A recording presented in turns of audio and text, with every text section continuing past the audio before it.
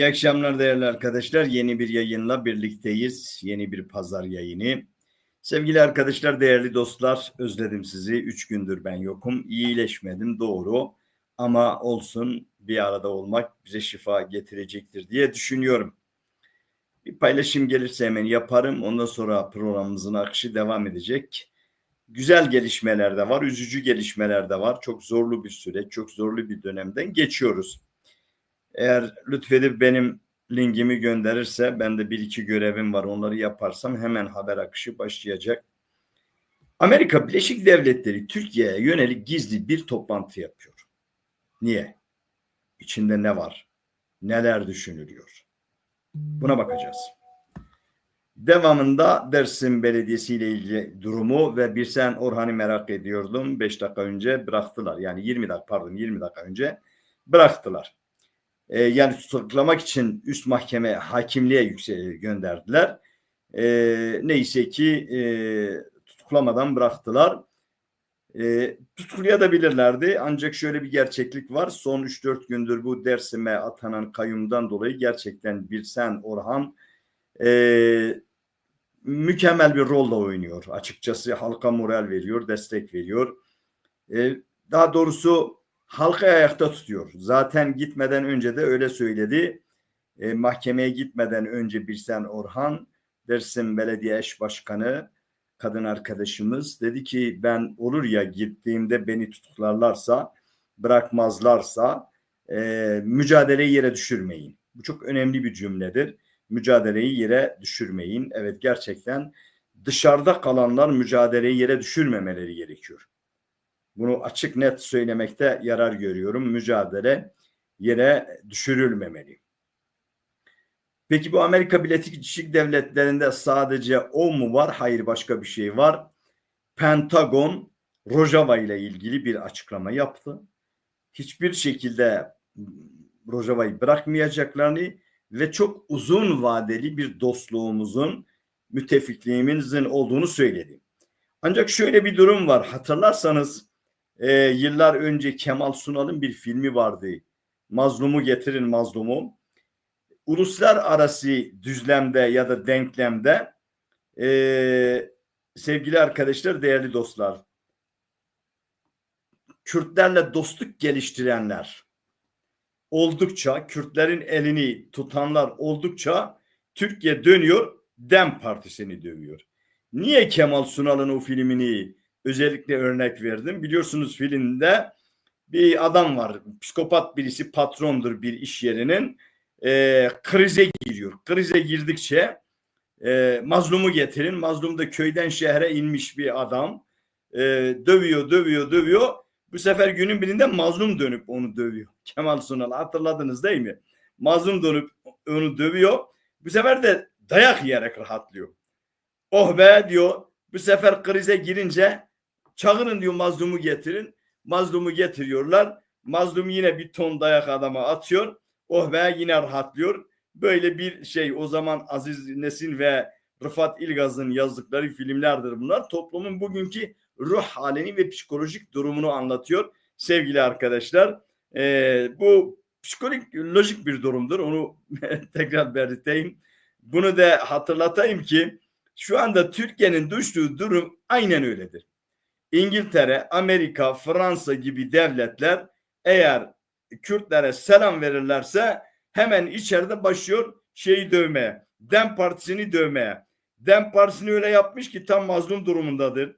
Her gün DEM Partisi'ne dayak atıyor. Ya bir gün değil, 2 gün değil, 3 gün değil, siz bu fukara DEM Partisi'nden ne istiyorsunuz? Kayyum mu atacaksın? Hepsine at gitsin ya, bu belediyeler senin olsun. Artık demekten şans bırakmıyor. Maalesef ve maalesef. Tabii burada DEM Partisi de direniyor. Sonuçta sorumluluğum gereğidir. Yani DEM Partisi halkın iradesini almış, vekaletini almış, oyunu almış. Haklı olarak meşru, demokratik eylem ve etkinlikleri içinde ne gerekiyorsa DEM Partisi bunu yapacak. O da onun görevidir, öyle söyleyeyim. Ve görevini layıkıyla yerine getirmeye çalışıyor sevgili dostlar. Şimdi başka esas uluslararası gelişme var. UCM, Uluslararası Ceza Mahkemesi, Netanyahu ve Galland'a, Galland Milli Savunma Bakanı'ydı. Bu ikisine tutuklama çıkarttı. Şimdi dünya bunu tartışıyor. Hangi ülkeler bunları tutuklayabilirler ya da tutuklanırlar mı, tutuklanmazlar mı? Bunun üzerine çok ciddi bir şekilde yorumlar yapılmaktadır. Ama daha önce Sudan Başbakanı Beşiri'ye çıkarmıştı. Ondan sonra da Putin'e çıkarmıştı. Tabii bir devletin de onu tutuklayabilmesi için UCM'nin yani Uluslararası Ceza Mahkemesi'nin de üyesi olması gerekiyor. Ya böyle de bir şart koşuluyor sevgili arkadaşlar. Şimdi bunların hepsini bu akşam işleyeceğiz. Netanyahu tutuklanır mı? Türkiye'nin Netanyahu ile olan durumu nedir? Onu açıklayacağız. 2. Dersim belediyeleri ve kayyumlarla ilgili bu meseleyi açıklayacağız. Bu önemli bir gelişmedir. Zaten biliyorsunuz gündem, esas gündem odur. 3. Esas önemli konulardan biri Pentagon. Hele bir başlığımızı da getirirse eğer sevgili abimiz ona şöyle bir baksak nasıl bir başlık bugün atmışız başlığımızın da altını doldurarak. Zira şöyle bir gerçeklik var. Başlık şöyleyken bizim size başka şeyler, hikaye anlatmamız olmaz. Eğer böyle bir başlık atıyorsak teyit etmişiz. Yani birkaç yere sormuşuz. Pentagon'un gerçekten böyle bir açıklaması var mı? Ve ondan sonra dönüp bunu size haber olarak yetiştirmeye çalışıyoruz ve bunun gerçekçi olması lazım. Evet arkadaşlar da gelmişler. Ekran başına hoş geldiniz. 3 gün aradan sonra hasta halimiz devam ederken yeniden bir aradayız. Umarım sizler de iyisiniz sevgili arkadaşlar, değerli dostlar. Öncelikle şunu bir başlayalım. Pentagon, Amerika Birleşik Devletleri'nin askeri kanadıdır aslında.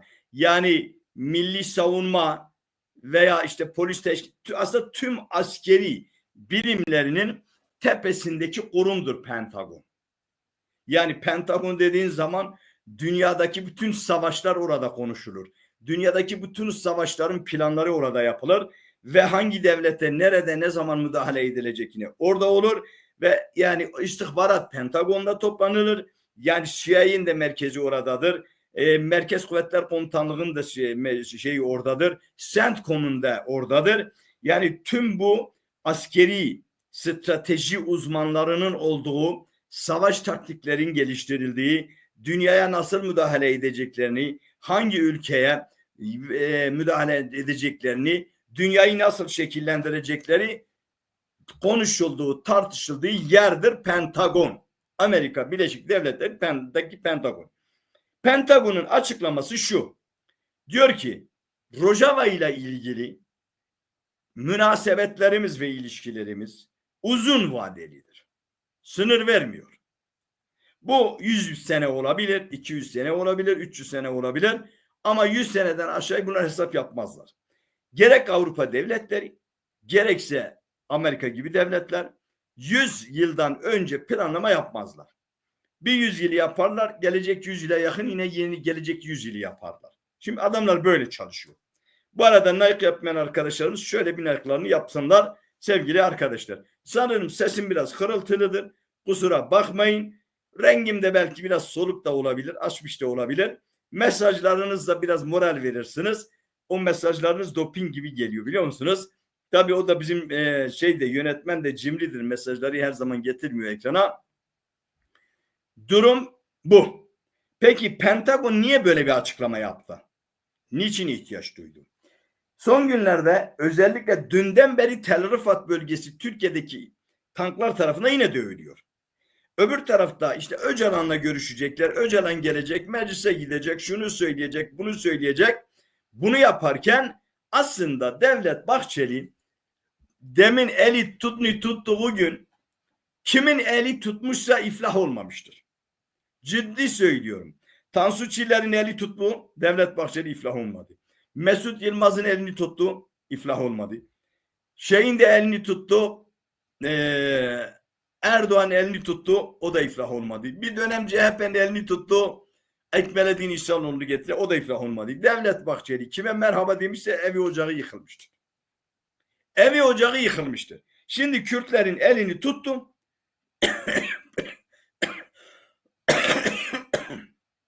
Peş peşe şeyler gelmeye başladı. Peş peşe kayyumlar gelmeye başladı. Mardin Büyükşehir Belediyesi'ne geldi. Sonra Batman gibi bir yere geldi. Mücadelenin merkezi bunlar. Ondan sonra Öcalan'ın köyüne ilk kayyumu atadı Devlet Bahçeli. Ya da Erdoğan. Fark etmez. Sonuçta Halfetli, Abdullah Öcalan Halfetlidir. Onunla işte gel demden konuş dedi dem grubunda. Önce onun köyüne yani kasabasına, ilçesine kayyum atadı. Yetmiyormuş gibi geldi Dersim'e kayyum atadı. Bunların hepsi formalitedir. Bu aslında içerideki acizliğin, çaresizliğin yarattığı bir şey. Ha, gündemlerin bir tanesini unuttum. Dün gece yine Gece Yarısı muhtırasıyla eskide Gece Yarısı Ekspresi diye bir dizi vardı değil mi? Ha, Gece Yarısı Ekspresi diye bir dizi vardı. Şimdi dün yine Cumhurbaşkanı danışmanı Mehmet Uçum almış kalemi. Eskide biliyorsunuz ben pazar yazısı yazıyordum. Aşağı yukarı 2014'ten beri pazar yazıları yazıyorum. Şimdi Mehmet Uçum da diyor ki bir pazar yazısı başlık. Aslında mahkemeye verebilirim galiba. Ben bir avukatlara sorayım. Ya benim yazımın başlığını almış. Ya benim böyle bir hakkım var. Öyle tahmin ediyorum. Neyse ben bir avukatlarla görüşeyim. Cumhurbaşkanı başdanışmanı o da diyor ki bir pazar yazısı. Ya bir pazar yazısı Menderes İnanç'a aittir. Ama koyuyor. Twitter'da yazıyor. Ve burada adam öyle şeyler söylüyor. Öyle şeyler söylüyor. Adeta kulağınıza pamuk tıkarsınız. Şimdi bunu da açacağım. Bunu unuttuğum için araya soktum. Şu gündemimizin Rojava, Amerika Birleşik Devletleri bir tamamlayalım. Sonra Mehmet Uçum'a geçeriz. Sonra Dersim'e gideriz. O şekilde devam ederiz. Hem kafalarda karışmamış olur. Bak. Türkiye ne diyor? Türkiye diyor ki siz Kürtler hiçbir zaman Amerika'ya, İngiltere'ye, Fransa'ya ya da dünyanın herhangi bir devletine asla ve asla selam vermeyeceksiniz. Niye? Çünkü diyor biz sizin yerinize selam veriyoruz ya. Aynen böyle. Yani neredeyse bize diyecekler ki Kürtlere ya siz yemek yemeyin biz sizin yerinizde yemek yiyoruz ya. Evet valla bizim yerimizde ülkeyi yiyorsunuz doğru. Ve işin ilginç tarafı bunu söyleyenlerin çoğu da Türk değil. Şimdi Mehmet Uçum bence Türk değildir Cumhurbaşkanı'nın başdanışmanı Mehmet Uçum. Neden Türk değildir? Ya telekemedir ya kara papaktır. Çünkü Kars'ta Azeri var, Kürt var, kara papak var, telekeme var, Acem var. 5 tane halk var Kars'ta. Karslıdır Mehmet Uçum. Eski Komünist Partisi'nden geliyor. Doğu Perinçek'in talebelerinden birisidir. Şu anda Cumhurbaşkanı Erdoğan'ın başdanışmanıdır. Dün gece yine bir tane metini açıklamış. Böyle bir şey. Hikaye bu. O da orada değiniyor yani. Diyor ki işte efendim diyor Kürtler diyor zaten Lozan barış görüşmelerinde diyor burayı diyor kaderlerini ebediyen tayin hakkını yaptılar. Niye? Dediler ki biz Türkoğlu Türk'üz. Allah Allah. Ya nasıl böyle bir şey olabilir? Yani Kürtler hiçbir zaman öyle demediler. Siz dediniz. Yani kara papak olabilirsin, Acem olabilirsin, telekeme olabilirsin, Azeri olabilirsin. Bunların dördü diyorlar biz Türk'üz. Araplar da diyor biz Türk'üz. Lazlar da, Çerkezler de, Gürcüler de. Ama biz Kürtler demedik ki biz Türk'üz. Biz Türkiye Cumhuriyeti'nin vatandaşıyız dedik ama Türk olduğumuzu söylemedik. Diyor ki gidip onlar işte Amerika emperyalizm görüşmesin. Şimdi siz 100 yıldır emperyalizmin kucağındasınız. Emperyalizmin uşağı olmuyorsunuz. Bize Amerika selam verdi diye biz emperyalizmin kuşağı oluyoruz öyle mi? Bize Amerika Birleşik Devletleri 15 tane konteyner Kobani'ye eğer cephane atmasaydı Kobani bugün Kobani olmazdı.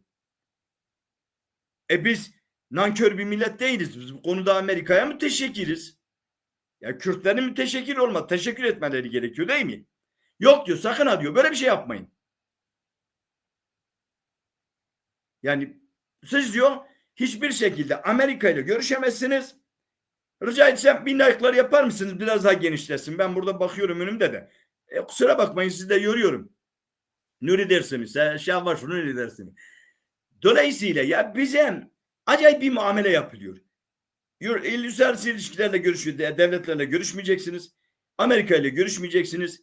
İngiltere ile görüşmeyeceksiniz. Fransa ile görüşmeyeceksiniz. Almanya ile vesaire görüşmeyeceksiniz. Asla görüşmeyin. Görüşürseniz emperyalizmin uşağısınız. Allah Allah. Peki 1952 senesinde Türkiye Marshall Planı'nı imzaladı. Marshall Planı neye karşılık imzaladı? Kore'ye asker gönderdiniz. Değil mi? 4 Tugay asker gönderdiniz, neredeyse dönmediler büyük çoğunluğu. Sadece ve sadece Amerika'ya dost olabilmeniz için. Sen bu kadar bunu yapıyorsun da ben selam vermişim. Niye ben emperyalizmin uşağı olmuş oluyorum? Teşekkür ediyorum Nuri Dersim'im. Eyvallah, sağ olun. Profilini de Zana TV yapmış. İşte bu destektir değerli arkadaşlar. Bak bu dayanışmadır. Nuri Dersim'i, ama Nuri Dersim'i de zaten çok Kürtler açısından Nuri Dersim'in bir kitabı var biliyorsun. Ey Kürt gençliği diye bir hitabeti var. Okudunuz mu? Onu mutlaka okuyun. Şimdi sevgili dostlar, değerli arkadaşlar. Şimdi olay bu. Ama şöyle bir gerçeklik var. Bence işi kaçırdılar. Hala da kaçırmaya devam ediyorlar. Hala da Kürtleri döverek, belediyelere kayyum atarak bizi siz zaten uluslararası ilişkilere mecbur ediyorsunuz. Hakkı tanımıyorsunuz. İrademizi gasp ediyorsunuz. Dersim'in iradesini gasp edeceksin. Ondan sonra diyeceksin yok Amerika ile görüşme. Hatta ben geçen gün söylediğimi bugün yine DEM Partisi'ne öneriyorum. Ya ne olursunuz. Bakın size açık söylüyorum sevgili DEM Partililer. Uluslararası ilişkileri geliştirin. Uluslararası ilişkileri. Heyetleriniz hala sizin Washington CD'de büronuz yok. Niye yok? Selahattin Bey'in HDP döneminde vardı. O büroyu açın. Amerika ile görüşülmeli, İngiltere ile görüşmeli, dünya ile görüşmezseniz biz yeni bir yüzyılı kaybetmiş olacağız. Sevgili arkadaşlar, değerli dostlar, değerli DEM Partililer. Onun için Pentagon'un bu açıklaması çok önemli. Fakat en önemlisini şimdi söyleyeceğim. Çok dikkatinizi çekerek söylüyorum. Amerika Birleşik Devletleri'nde 39 tane temsilciler meclisi üyesinin vermiş oldukları bir önergeyle Türkiye ile ilgili gizli bir toplantı yapacaklar. Ayda. Ne olabilir? Ne olabilir? Yani bugüne kadar çok rastlamadım. Mesela ben Amerika Birleşik Devletleri'nde başka bir devletle ilgili gizli oturum. Gizli oturum.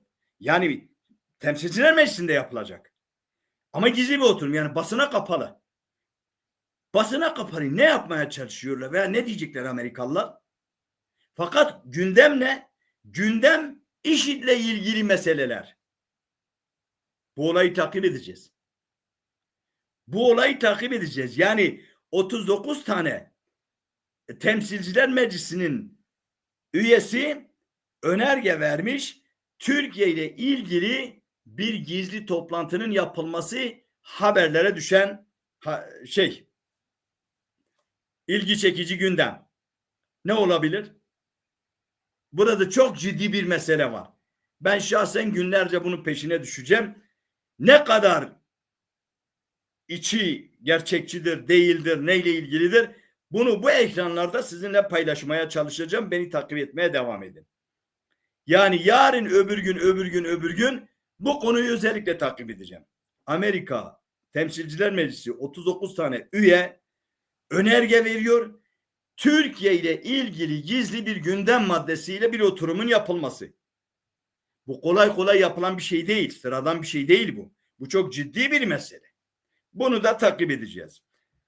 Bu yapılırken tam bu esnada da Pentagon Rojava ile ilgili diyor ki uzun vadeli bir bizim dayanışmamız devam edecek ve stratejimiz size yönelik çok uzun vadelidir. Umar ve dileriz bunların bu dostluğu daha da devam edecek sevgili arkadaşlar, değerli dostlar. Şimdi bir 150-200 tane arkadaşımız Nike yapmıyor. Cimrilik yapmayın, şu Nike yapın.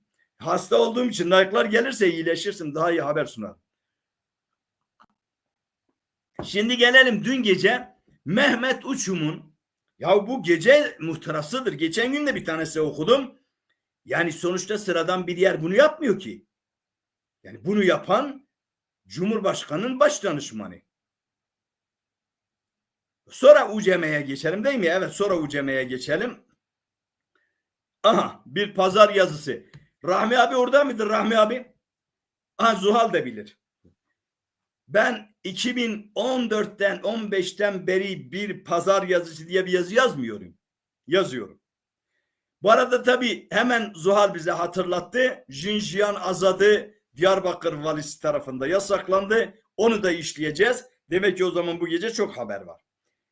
Ve benim yazılarımı takip edenler, okuyanlar biliyorlar ki 10 yıldır ben bir pazar yazısı yazıyorum. Şimdi Cumhurbaşkanı Başdanışmanı aha da burada. Bir pazar yazısı. Ah, bu Mehmet Uçum'un yazısı. Ya ayıp oluyor Sayın Mehmet Uçum, şimdi bu başlık bana aittir. Vallahi avukatlarımla görüşeceğim. Mahmut Polat da bilir. Uzun zamandır ben bu pazar yazılarını yapıyorum. Şimdi hemen şeye geçelim. Bak. Şimdi Mehmet Uçum'un söylediklerine bakın. Red ve inkar politikalarının bitirildiği Cumhurbaşkanı Erdoğan'ın yönetimlerinde, yani Kürtlerle ilgili red ve inkar vardı, evet vardı, ama diyor bunu bitirildiği. Kim bitirmiş? Red ve inkar politikalarının bitirildiği Cumhurbaşkanı Erdoğan'ın yönetimlerinde Kürtler kimliklerinin tanınması, ana dillerin önündeki yasakların kaldırılması, akademik ve kültürel haklar, bölgesel kalkınma, ekonomi, refah, sosyal adalet imkanlarına kavuştuklarını söylüyor. Allah Allah. Peki siz izleyiciler ne diyorsunuz? Arkadaşlar var mı böyle bir şey? Ya bunu Cumhurbaşkanı Başdanışmanı söylüyor. Hukuk işlerinden sorumlu. Ben söylemiyorum. Hem de benim başlığı alarak ondan sonra gece yarısı, dün gece yarısı atıyor. Red ve inkar politikaların bitirildiği Cumhurbaşkanı Erdoğan'ın yönetimlerinde bu iş oldu. Yani Erdoğan bunları bitirmiş. Ondan sonra Kürtlerin kimliklerinin tanınması, ana dillerin önündeki yasakların kaldırılması, akademik ve kültürel hakların, bölgesel kalkınma, ekonomi, refah, sosyal adalet, Allah Allah, imkanlarına kavuşmuşuz. Öyle mi? O zaman biz niye dayak yiyoruz? Bunun hepsini vermişseniz, o zaman niye dayak yemiş? Her gün bize dayak atıyorsunuz. Biz niye ne istiyoruz o zaman? Bir de onu söylemek lazım. O zaman Kürtler ne istiyor? İlginç. Hepsini okumayacağım. Zaten çok uzundur da. Bir başka nokta. Bununla birlikte son 40 yıldır, burada itiraf var. Son 40 yıldır. Bununla birlikte son 40 yıldır emperyalist bir proje olarak terör destekli bir dış Kürt sorunu üretildi. Yani Kürt sorunu aslında kaldırmışlardı. Ahmet 40 yıl diyorsun. Cumhurbaşkanı Erdoğan 22 senedir bu hükümette, devletin başına. Yaman bir çelişki değil mi? Bu sarayda çıkmış bu yazı. Kim bilir kaç tanesinin şeyi var. Burada çok teşekkür ederim. Bak benim yazılarında fark etti arkadaşım yazmışı. Kim bilir burada 10 tane adam da bu yazıyı redakte etmiş. Yani düzeltmiş. Bununla birlikte son 40 yıldır emperyalist bir proje olarak teröre destekli dış Kürt sorunu bitmiş, üretildi. Bu proje etnik kimlik, milli kimlik, bağımsız manda devleti. Allah Allah. Siz 1952 yılında Marshall planlarını imzalıyorsunuz. 4 tane TUGA'yı gönderiyorsunuz Kore'ye. Siz manda değilsiniz. Biz Kürtler Amerika, yani Rojava devletini inşa edersen manda oluyor. Niye öyle? Niye size gelince öyle değil de bize gelince öyle? Ya aklımızla alay mı ediyorsunuz? Kendinizi çok bizden fazla akıllı görmeyin Sayın Başdanışman. Başka bir nokta. Bu nesnel bir Kürt sorunu değildir diyor. Allah Allah. Nasıl oluyor bu? Seçtim içinde. Hepsinizi başınızı ağrıtmayacağım. Emperyalist dayatma olarak Türkiye'den toprak kopartılıp Orta Doğu'da bir manda devleti kurma çabasıdır bu Kürt meselesi. Allah Allah. Ulusların kendi kaderini tayin hakkı var. 22 tane Arap devleti var. İstiyorsunuz ki 10 tane de Türk ve Türkmen devleti olsun. Kerkük'te sayım oldu, onu da size anlatacağım. Ama bana unutturmayın. Kerkük çok iyi geçmiş. Bakın şu anda Türkiye yazıyor. Kerkük'te nüfus sayımı şöyle oldu. Barzani ilk defa iyi bir iş becermiş. Onu size söyleyeyim. İyi becermiş. Haklı. Barzani ve Talabani ikisi iyi bir iş becermişler. Onu da size anlatacağım.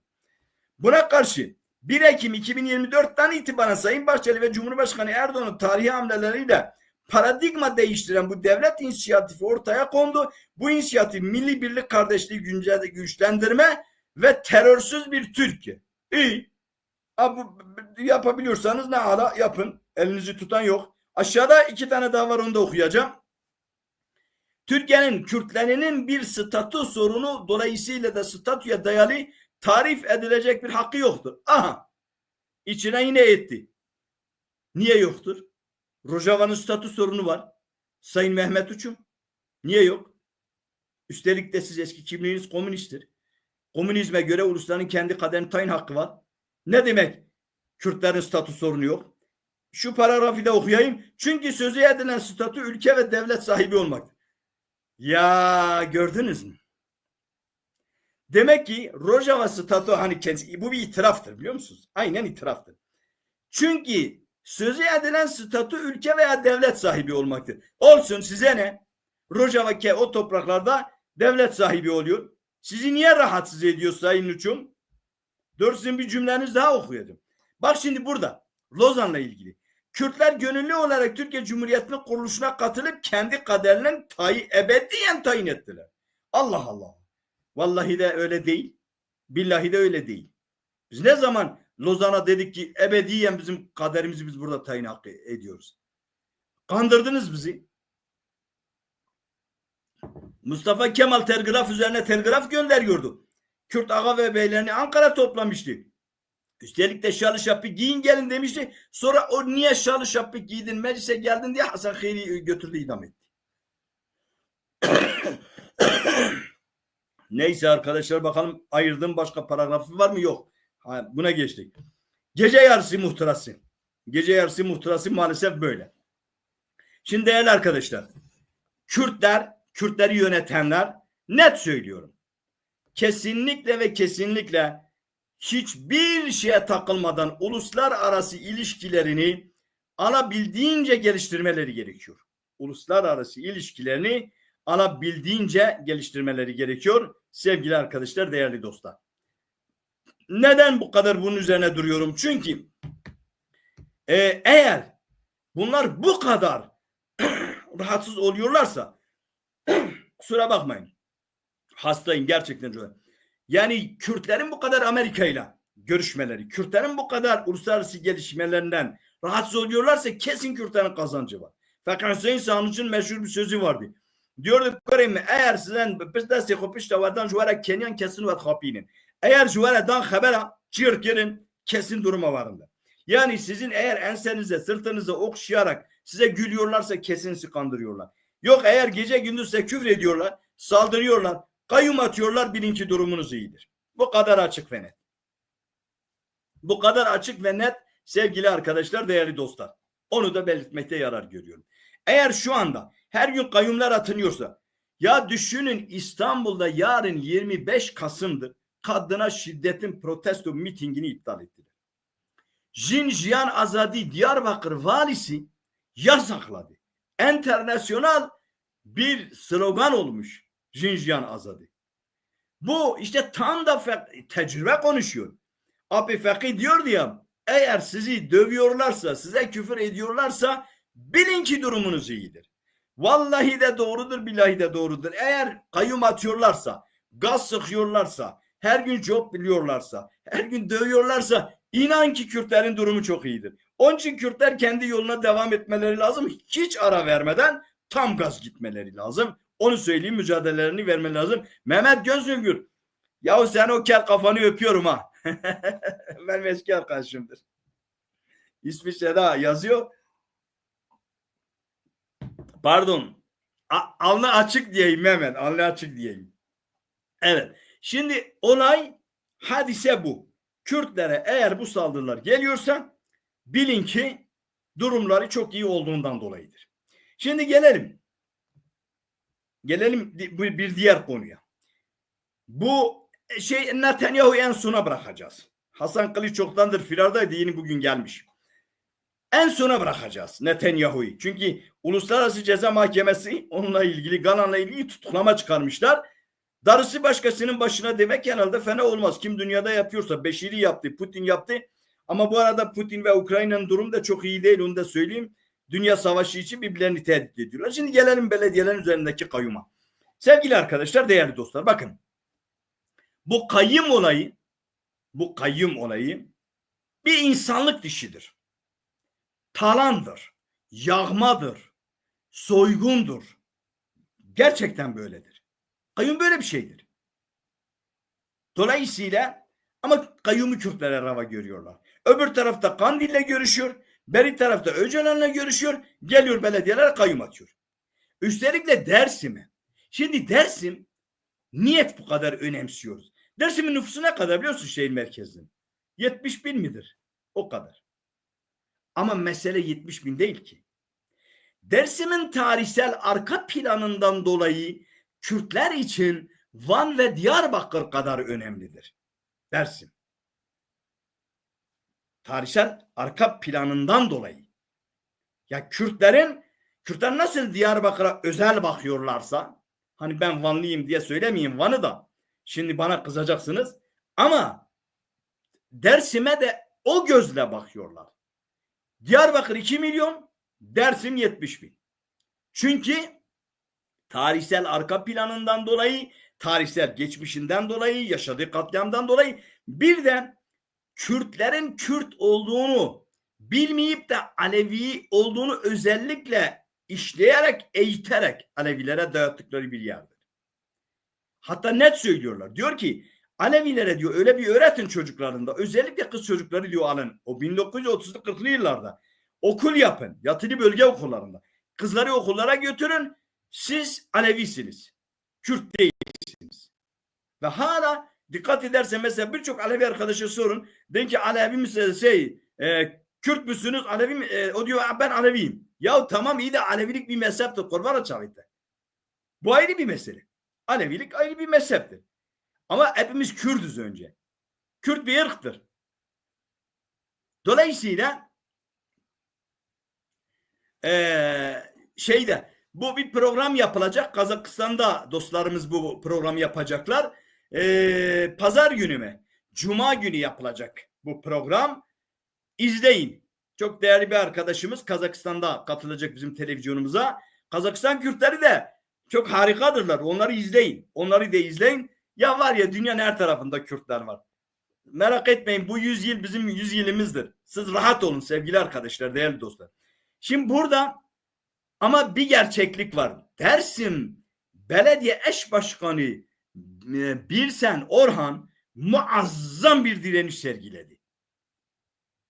Onunla hatta isterse onu da iki cümleyle dur bir senin şeyini de sizinle paylaşayım. Dün demişler 20 tane mi ne ev basmışlar. Belki daha az olabilir. Birsen burada mı? Ya ayıptır ayıp.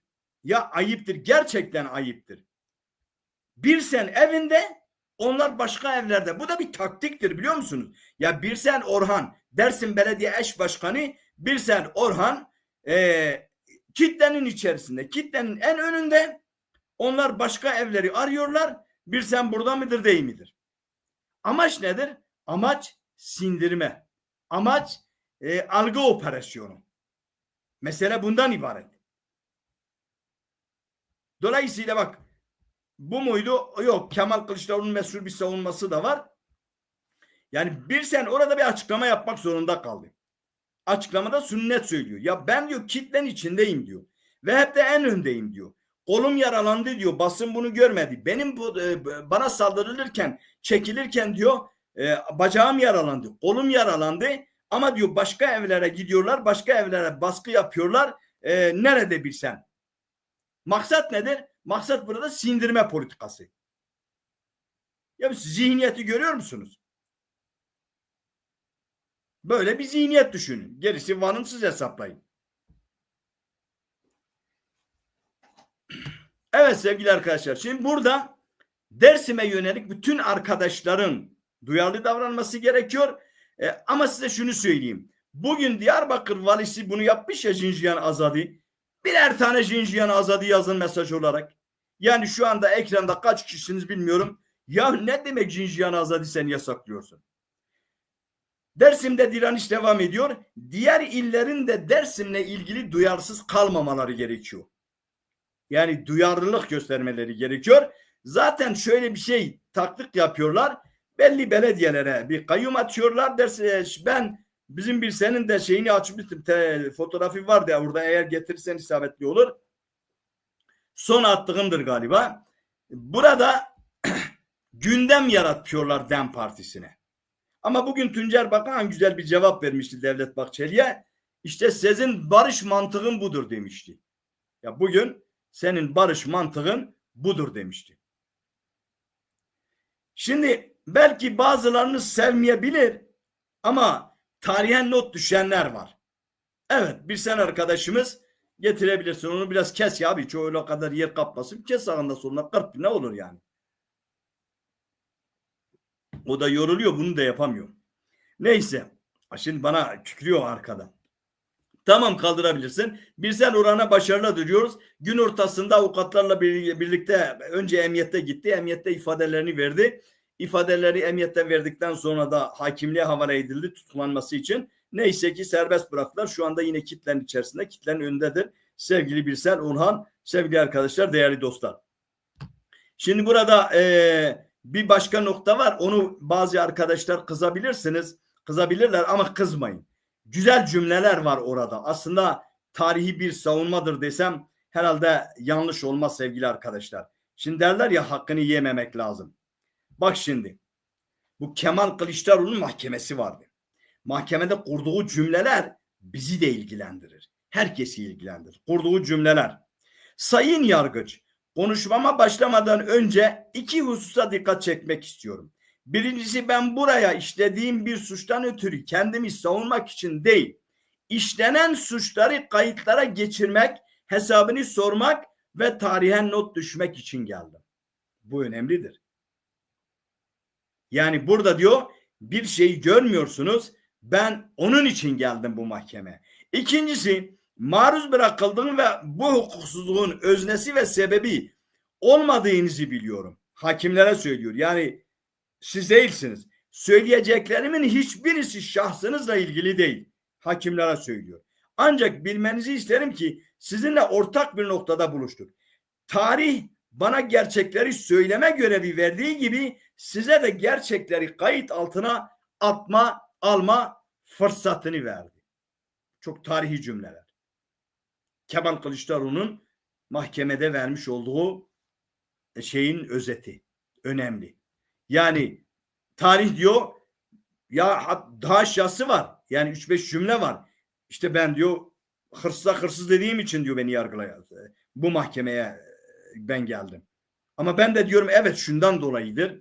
Böyle bir şey var ve sizin yapacağınız, bunu not almanız, bu çok önemlidir sevgili arkadaşlar, değerli dostlar. Burada bu haberden de çıkalım. Bir başka habere geçelim sevgili arkadaşlar, değerli canlar. Benim unuttuğum haberleri de bana hatırlatın. Evet, Xinjiang azadı işi yapalım. Şimdi tabii Xinjiang azadı ve eş başkanlık sistemi çok ciddi bir şekilde birilerini rahatsız ediyor. Biz farkındayız. Bu hem Kürt hareketinin içerisindeki gerici yaklaşımı rahatsız ediyor. Mesela hala bazı erkek arkadaşlarımız, hatta üzülerek ifade edeyim, bugün birisi bana mesaj atmış, ismini tabii ki veremem. Ya diyor, siz niye böyle bir şey dediniz diyor. Yani Xinjiang azadıyı savunuyorsunuz. Ben şok oldum kaldım. Şok oldum kaldım. Yani arkadaşlar, Xinjiang azadı Kürt özgürlük mücadelesinin sembolüdür. Bizim mücadelemizin bugün ayakta kalmasının temel nedeni, ana omurgası kadındır. Yani bu bir gerçekliktir. Ya biz nasıl buna sahip çıkmayız? Ve eğer bugün Diyarbakır valisi Xinjiang azadi yasaklıyorsa, Xinjiang azadinin bu harekette katı enerjiden dolayıdır. Niye koyuyor? Haberin başında size söyledim. Yani eğer çok size saldırıyorlarsa durumunuzun çok iyi olduğundandır. Eğer bugün Diyarbakır valiliği bunu yapıyorsa tek nedeni kadının mücadeleye katkısıdır. Ha, eksiği olan kadınlar yok mu? Vardır. Erkekler gibi onlar da eksikleri var, kusurları var. Ama Xinjiang azadi bir de bütün dünyaya yayıldı. Bütün dünyaya yayıldı. Ve bugün bütün dünya kadınları, bakın mesela bu Çavvella var ya, Çavvella. Bir İtalyan devrimci marşıdır. 100 yıldır dünya devrimcileri, sosyalistleri, ezilenleri bunu okuyorlar. İşte bugün de dünya kadınları Xinjiang azadi diyorlar. Değil mi? Bu kadar önemli bir sloganı bakıyorum bazı insanlar bizim içimizde bazı insanlar farklı noktalara çekiyorlar. Ayıp yahu. Ayıp yani, böyle bir şey olmaz. Bizim mutlaka ve mutlaka, hatta mesela ben şöyle yazdım, birkaç arkadaş yazmıştı. Jinjiyan Azadi suçunu işliyorum. Gitsin mahkemeye versin, ne yapayım? Zaten daha önce de mahkeme Rahmi İşlek oradaydı. Bana sormuştur bu Jinjiyan'a. Ve soran 3 hakim de. Rahmi abi oradadır, hatırlar. Çağlayan Adliyesi'ndeki mahkemede 3'ü de hakim. Mahkeme başkanı da hakim. Neydi ismi? Gülbin Hanım. Sağında solundaki 2 yargıç da hakim yardımcı katipleri. Bana diyor ki Menderes Bey, Jinjiyan Azadi dönemi demişsiniz, ne demek? De hadi gel şimdi ayıkla pirincin taşı. Kadın yaşayan özgürlük, sen de kadınsın hakime hanım. Senin de özgürlüğünü istiyoruz. Ama eğer bugün Jinjiyan Azadi yasaklanıyorsa bunu çok iyi düşünmek lazım. Ve bunu da mesela bütün insanlarımız kendi Facebook sosyal medya hesaplarına açıklayarak yazabilirler. 2 cümledir Jinjiyan Azadi. Varsın bütün herkes mahkemeye versin, ne olur? Yapacak bir şey yok. Onun için bazı değerler kolay kolay var edilmiyorlar. Var edilene mutlaka sahip çıkmak lazım. Sevgili arkadaşlar, değerli dostlar. Şimdi gelelim şu Uluslararası Ceza Mahkemesi'nin Netanyahu'ya vermiş olduğu tutuklama kararı. Daha önce Putin'e verdi. Tabii Netanyahu yalnız değil, bir de Gallant var. Bir de Netanyahu var. Daha önce bunu Putin için verdi. Onu hemen şurada sizinle paylaşayım. Dur. Hangi devletler desteklediler? Burada dikkatinizi çekeyim. Aha şurada. Şurada. Aha şurada. Şimdi bakın. Netanyahu ve Gallant'ın tutuklanmasını isteyen devletler, yani doğrudur. UCM'nin, Uluslararası Ceza Mahkemesi doğru karar verdi diyen devletler.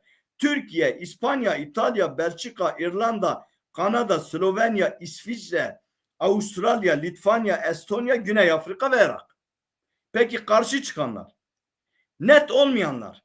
Fransa, İngiltere, Almanya. Fransa bu akşam kararını açıkladı. Biraz önce açıkladı Fransa. Dedi ki destekliyoruz.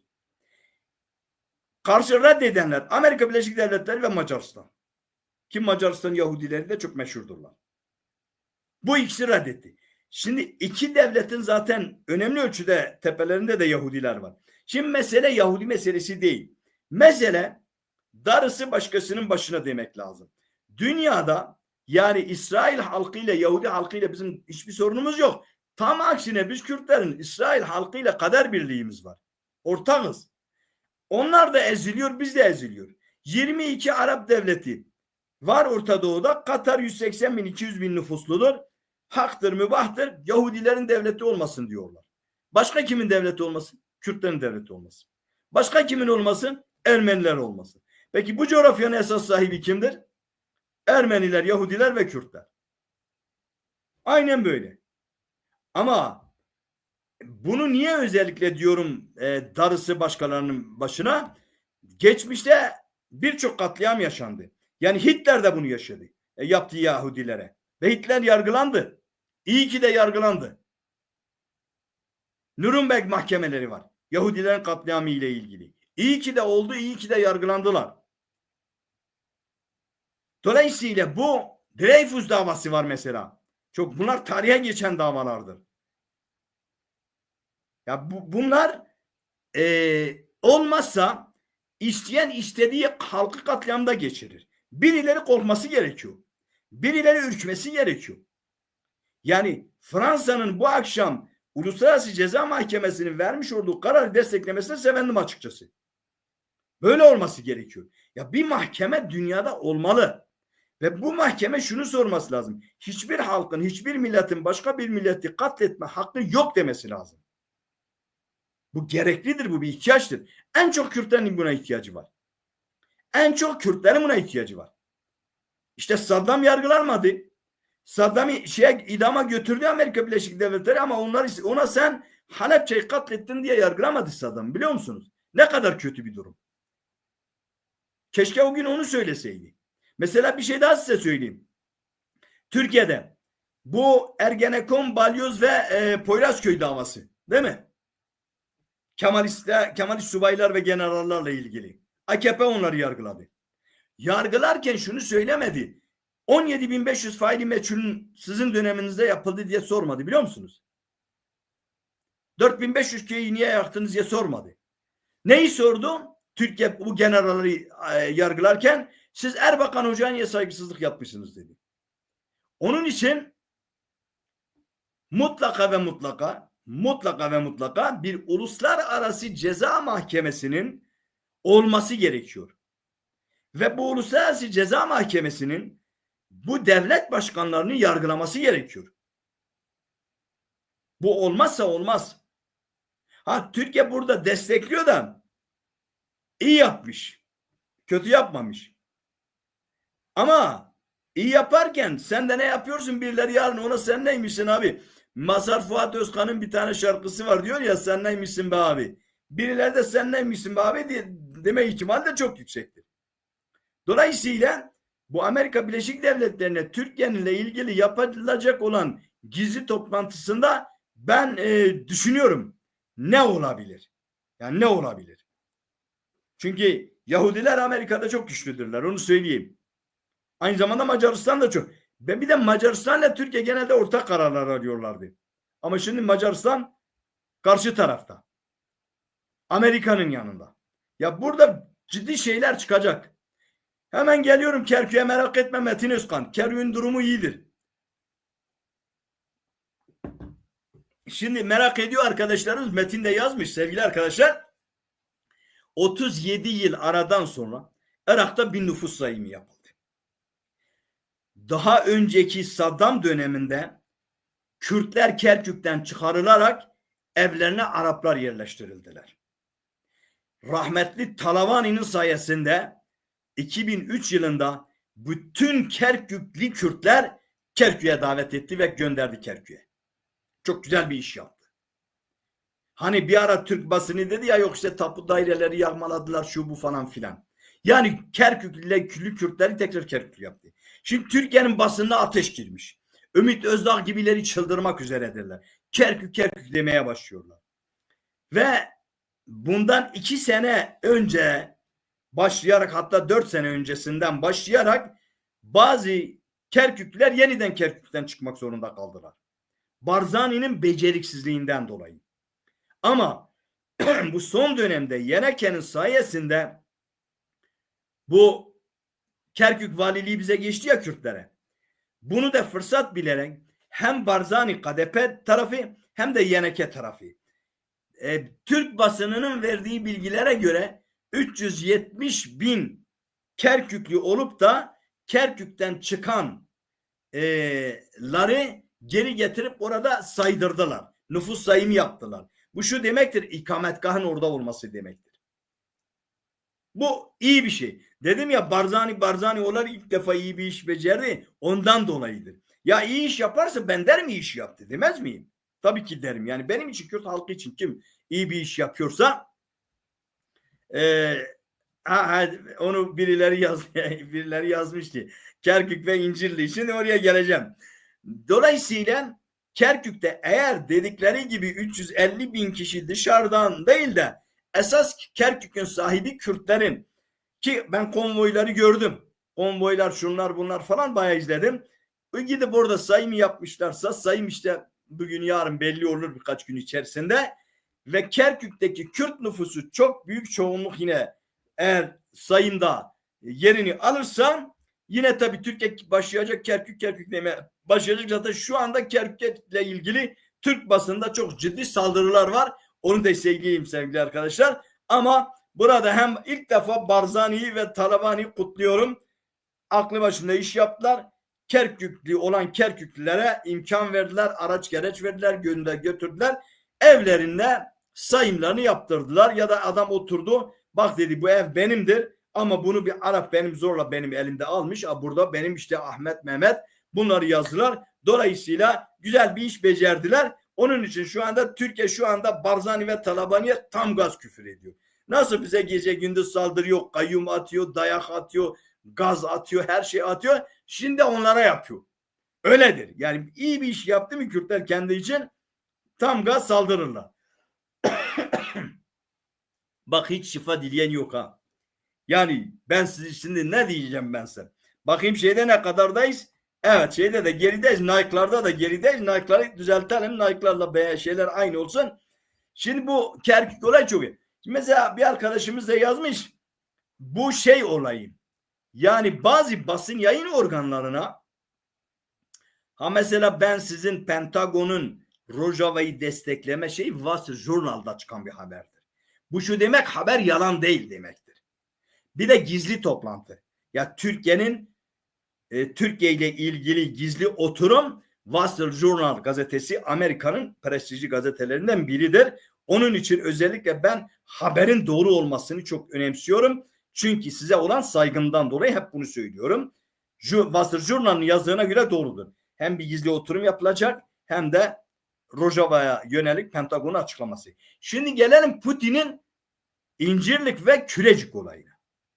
Şimdi burada bazı ajanslarda böyle bir haber çıktı. Çok mesela henüz çok net güçlü ajanslar olmadığını teyit etmedim. Onu söyleyeyim. Teyit edersem yani olası bu füze saldırıları var. 16 bin kilometre. Rusya şu anda bir tane geliştirmiş 18 bin kilometre uçuyor. Evlerini yıkılmasın. 18 bin kilometre. Dünyanın öbür ucunda. Bu füze saldırılarından dolayı Rusya'nın hedefi olabilecek Kürecik ve şey var.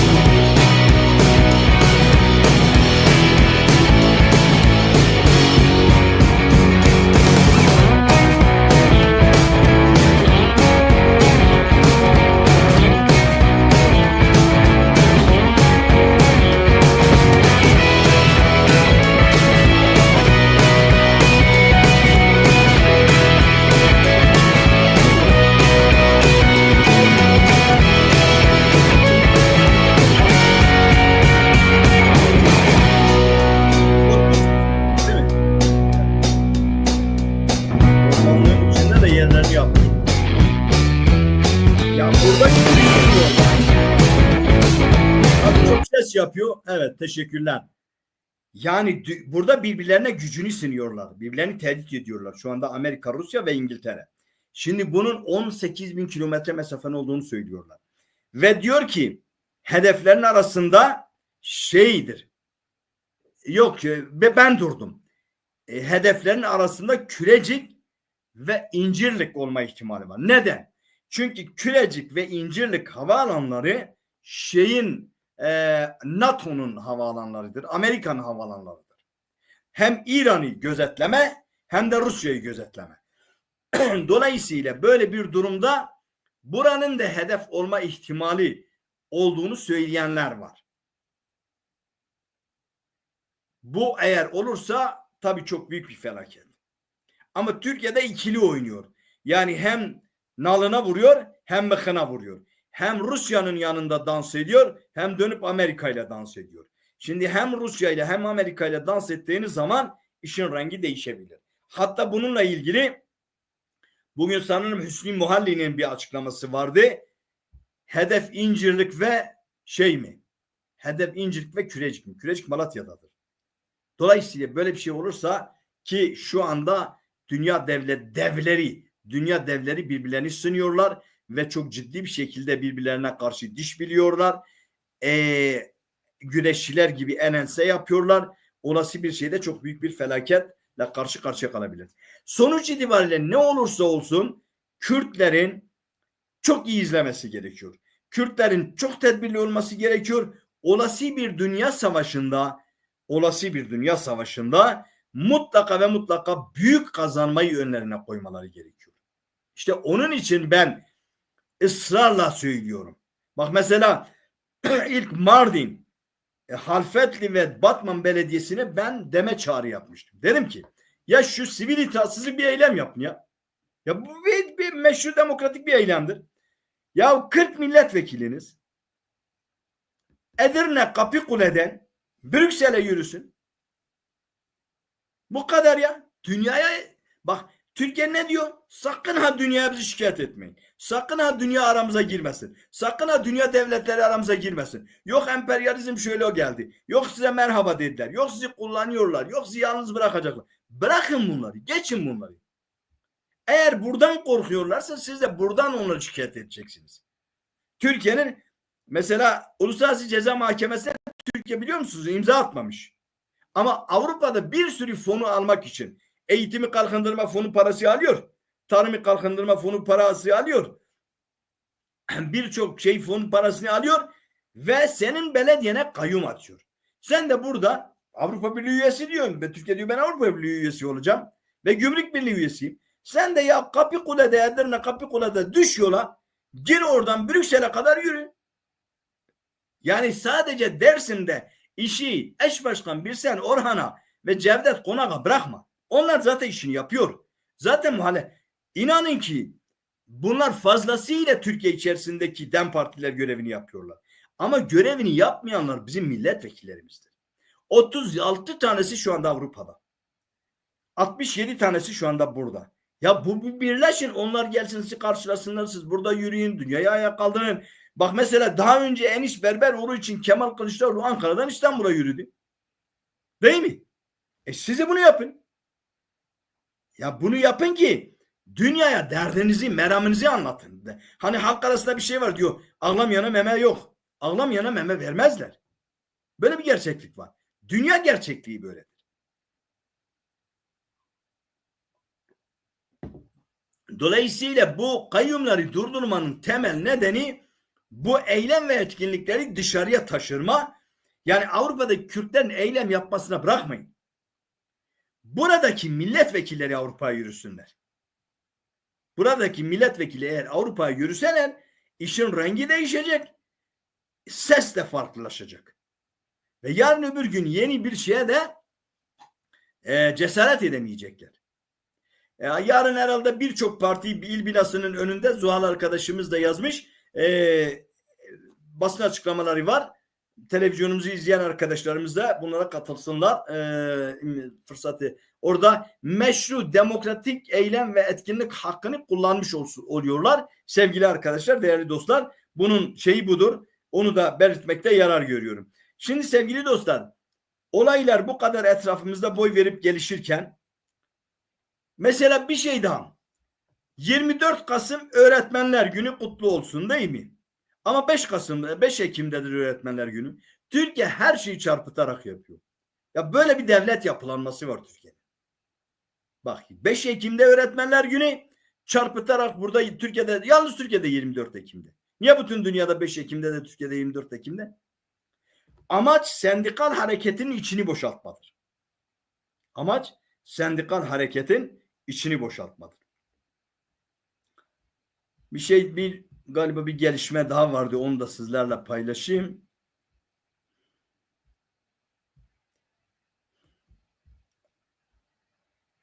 Şeyi ben size söylemiştim değil mi? Fransa Dışişleri Bakanı Berot, Uluslararası Ceza Mahkemesi UCM İsrail Başbakanı Benjamin Netanyahu hakkında çıkardığı tutuklama emrine ilişkin Fransa'nın uluslararası hukuk uygulayacağını belirtti. Yani bu önemlidir, onu söyleyeyim. Teoman abimiz yine yazmış, Toraman abi. Dünyaya gelen her canlı ölüm için gelmiştir. Doğum ölüm arasında da yaşam bir ay olsa bile dahi onurluca insan fıtratına uygun yaşamak ve onursuzca yaşamaktan 1000 kat daha iyidir sevgili arkadaşım. Aynen öyle, doğrudur.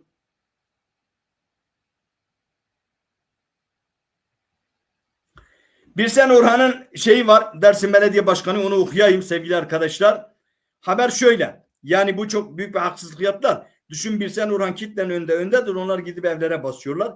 Onu da söyleyeyim. Yerine kayyum atandığı gün hakkında gözaltı kararı çıkarılan Dersim Belediye Başkanı Birsen Orhan ifade vermek üzere bugün emniyete gitti. Onu size anlatmışım. İçişleri Bakanlığı tarafında yerine kayyum atandığı gün hakkında gözaltı kararı çıkarılan Dersim Belediye Eş Başkanı Birsen Orhan sabah saatlerinde ifade vermek üzere Tunceli İl Emniyet Müdürlüğü'ne gitti. Buraya kadar anlatmıştım. Birsen Orhan emniyette gitmeden önce şöyle bir açıklama yaptı. Şu paylaşımı yaptım. Yaşanan gözaltı girişimi henüz tek söz kurmadan belediyemize kayyum atandığı ilk anda gerçekleşti. ve halkın kararlı duruşu ile izin verilmedi. Kolumda ve bacağımda yaralamalar meydana geldi. Bu basına yansımadı. Çünkü çekimi yapan arkadaşlarımıza müdahale edildi. Telefonları kırıldı. Sonrası daha gün ışımadan ev beni aradılar. Oysa adresim belliydi. Gün içinde de kente en öndeydim. Halkın arasındaydım. Ama ne yaptılar? Evimde çıkarken etrafımı kuşatıldı ve haberi alan halkın tepkisi ve vekillerimizin müdahalesiyle ifadem bu sabah alınmak üzere karar kılındı. Bizler gerginlik büyümesin diye bu hukuksuz girişimlere tek söz edemedik. Ve burada bir cümle kullanıyor Birsen Orhan, çok önemli. Mücadele yere düşmemeli. Şimdi bu da emniyete giderken şey yapıyor. Şimdi de niyet okumalara bana uyduruk bir dosya hazırlandı. Tıpkı 20 Kasım'da eş başkanımız ve belediye başkanımıza yaptıkları gibi hiçbir suçum olmadan bu şekilde birçok hukuksuzluğa maruz kaldım. Ez cümle adaletin özeti bu deyip de olanlaştırmayacağım. Bugün yargı keyfi tutumlara dur demeli. İfade vermeye gidiyorum. Sözlerim de bir halkın hakikatidir. Ben yüksek sesle söyledim bu gerçekliği. Son söz olarak bizler direnişin kentiyiz. Bu mücadele geleneği yere düşmemeli. Ben gelmesem de mücadeleyi yere düşürmeyin diye arkadaşlarına söyleyerek gitti ama bırakıldı. Güzel oldu. Yani Birsen artık ben geri gelmeyeceğim. Beni tutuklayacaklar. Tedbirli gitti. O da önemli bir şeydir. Yani bir insanın tedbirini alarak gitmesi. Tebrikler sevgili Birsen. Onu da söyleyeyim sevgili arkadaşlar, değerli dostlar. Evet sevgili canlar. Ne diyor Velat? Bir getir birkaç mesajı. Bence Kürtler Netanyahu'nun yargılanmasına destek vermemelidir. Zaten Ulusal Ceza Mahkemesi'nde şey olmadığı için veremezler. Göz korkmak başka bir şey değil. Azad Özgür ne diyor? Slavrız Mamosta. Teşekkürler.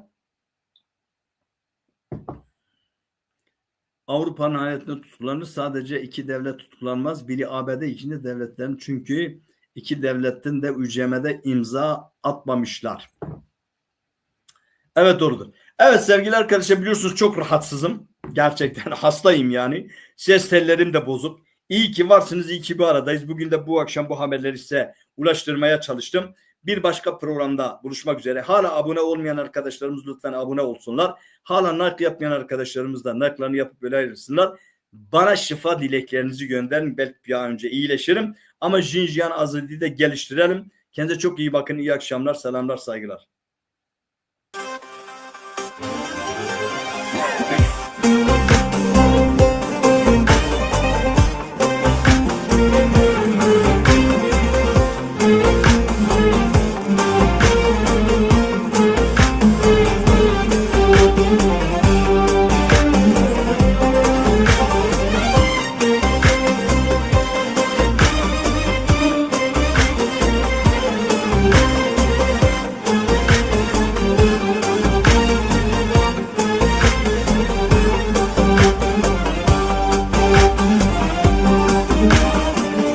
قضبك بالتالت وابيناته بس من خابينه تربم جدار هويته شواكت فقاته من دلو هستابوته شبكمت ببخترك اقر كبه مالاته شواكت فقاته من دلو هستابوته شبكمت خاين دركه اقر كبه مالاته